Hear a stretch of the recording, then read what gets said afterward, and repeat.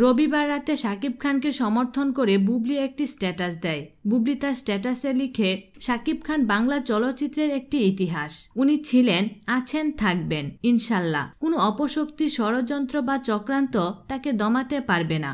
যখনই তিনি জাতীয় পর্যায় থেকে আন্তর্জাতিক পর্যায়ে আমাদের বাংলা চলচ্চিত্রকে নিয়ে যাচ্ছেন, তখনই তার বিরুদ্ধে ষড়যন্ত্র মাথাচাড়া দিয়ে উঠেছে, যার প্রমাণ এরই মধ্যে পাচ্ছে সবাই। কিন্তু আমরা শিল্পীরা, সহকর্মীরা, দর্শকরা, ভক্তরা তাকে আজীবন সাপোর্ট দিয়ে যাব। আমরা আমাদের নিজেদের চলচ্চিত্রের উন্নয়নের স্বার্থেই কাজ করতে চাচ্ছি। তাই আমাদের নিজেদের শিল্পীদের সম্মান করুন, পাশে থাকুন।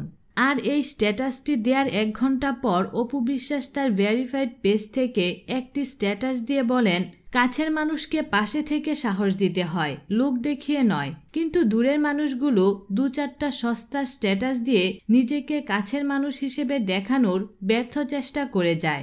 একটু চোখ মেলে তাকালে দেখা যায় রাস্তার পাশে কিছু অসাধু মানুষ কোম্পানির প্রচারের স্বার্থে 300 টাকার প্রোডাক্ট 100 টাকায় বিক্রি করে। সেই সব চটকদার বিজ্ঞাপন দেখে অনেকেই প্রভাবিত হয়, কিন্তু 2 দিন পর বোঝা যায় তারা কতটা ঠকেছে। সেই সব মানুষগুলো এমনই, সুযোগ বুঝে নিজেদের প্রচারণাটা সারিয়ে নেয়ার ধান্দায় থাকে তারা।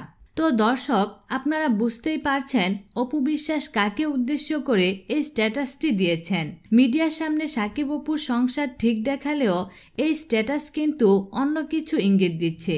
আপনাদের কি মনে হয় তা আমাদের কমেন্টের মাধ্যমে লিখে জানাবেন। বিনোদন জগতের নিত্য নতুন খবরাখবর জানতে আমাদের চ্যানেলটিতে সাবস্ক্রাইব করার জন্য আপনাকে আন্তরিক ধন্যবাদ।